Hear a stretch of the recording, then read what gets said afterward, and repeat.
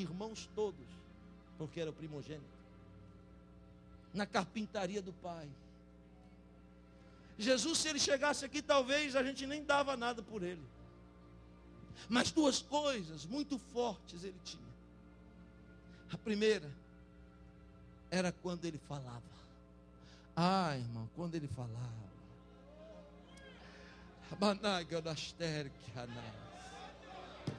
Era forte demais, irmão, quando ele falava. Um dia mandaram prender ele no culto, ele estava pregando. E os soldados chegaram para prender e pararam, ele está lá pregando. Bem-aventurado. Bem-aventurado. Eles pararam para ouvir a mensagem. Terminou o culto, foram embora. E os judeus perguntaram: trouxeram o homem? Não trouxemos. Por que não? Porque nunca vimos ninguém falar como esse homem fala. Você lembra dos mesmos discípulos de Emaús, que depois que descobriram que era ele, pensaram que era um homem, pensaram que era um comedor de arroz, feijão e farinha, como Yosef Akiva, como muita gente aqui está pensando também, mas depois que eles entenderam que não era, aleluia, um homem, mas era o próprio Senhor, eles diziam: está vendo? Quando ele falava, o nosso coração ardia, aleluia. Tem alguém sentindo o coração arder essa noite? É porque não é homem que está falando com você, é o mesmo Jesus.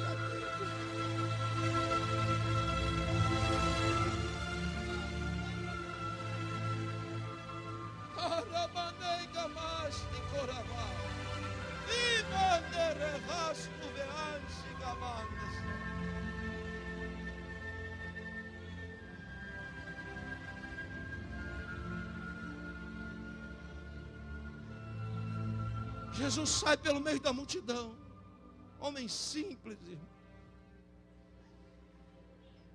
Chega perto da mulher, aleluia, como está chegando perto de nós aqui nessa noite. Eu sinto a presença dele. E ele chega diante da mulher e olha para ela. A primeira coisa forte era quando ele falava, e a segunda era quando ele olhava. Quando Jesus olhava para alguém, irmão, o mais duro dos mortais se derretia como a manteiga. Pegaram a mulher em adultério e trouxeram para ele. Mas ele não olhou para ninguém, abaixou a cabeça. Todo mundo vai embora. E ele pergunta para a mulher, ainda de cabeça baixa: mulher, cadê os teus acusadores? Ela disse: foi embora. Aí você imagina, ele levanta a cabeça e olha nos olhos dela e diz: eu também não te condeno, mulher. Sabe o que convenceu aquela mulher a não pecar mais? Não foi o livramento do apedrejamento, não. Porque ela podia voltar de novo. Como alguns recebem o livramento, mas insistem no erro. Mas sabe o que convenceu aquela mulher? Foi aquele olhar.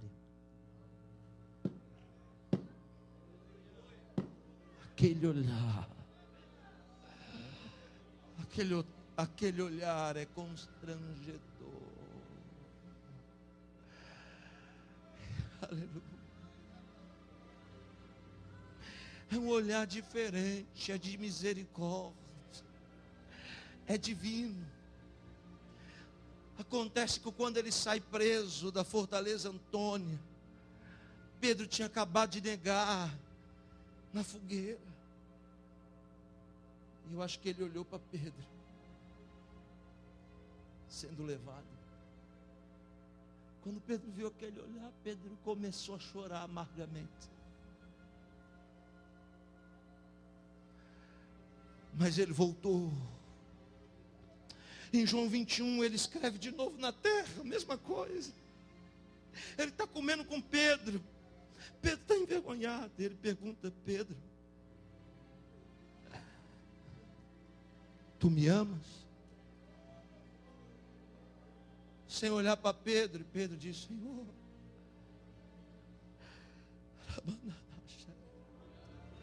Senhor, tu sabe que eu te amo. Ele pergunta de novo: tu me amas? E na terceira vez ele olha nos olhos de Pedro e disse: tu me amas? Apacenta as minhas ovelhas. Aquele olhar era tão penetrante e profundo que Pedro viveu mais décadas e preferiu morrer de ponta cabeça por causa da força e do poder de um olhar. É o mesmo Jesus de olhos de fogo que está olhando para dentro de você aqui nessa noite. E assim como aquela mulher, aleluia, você precisa falar e ser sincero com Ele e dizer a verdade.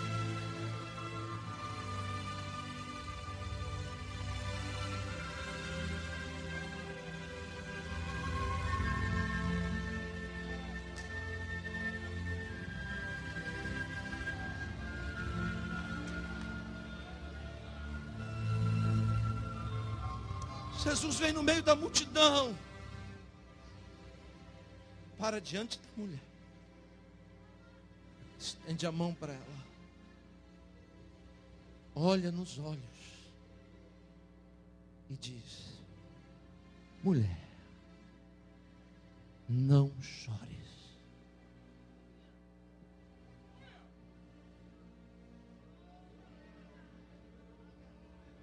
Está me dando vontade de sair pulando aqui.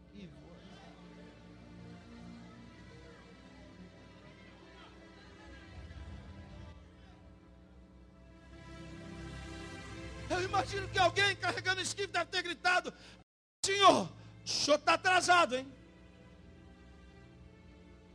Dá licença que a gente tem que passar. Mas eu imagino que ele aperta bem a mão dela. Só olha. Não chores. Não chores. Não chores.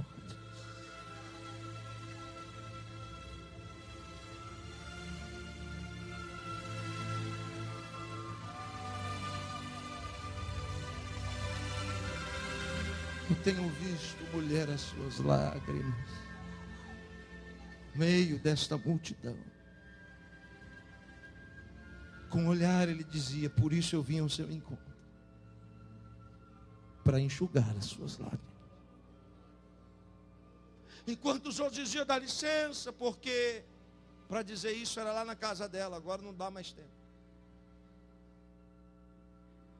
Ele continuava insistindo: você não vai chorar mais. Eu perguntei para Deus por que Jesus falou isso. Veja só o que Deus me disse. Eu amo demais esse Jesus. Deus me levou no livro das 7 vozes. Conhece? O livro das 7 vozes é o mais antigo da Bíblia. É o livro de Jó. O livro de Jó é o livro das 7 vozes, porque você vai ouvir o sussurrar de 7 vozes. A primeira, Satanás diz: deixa eu ferir a carne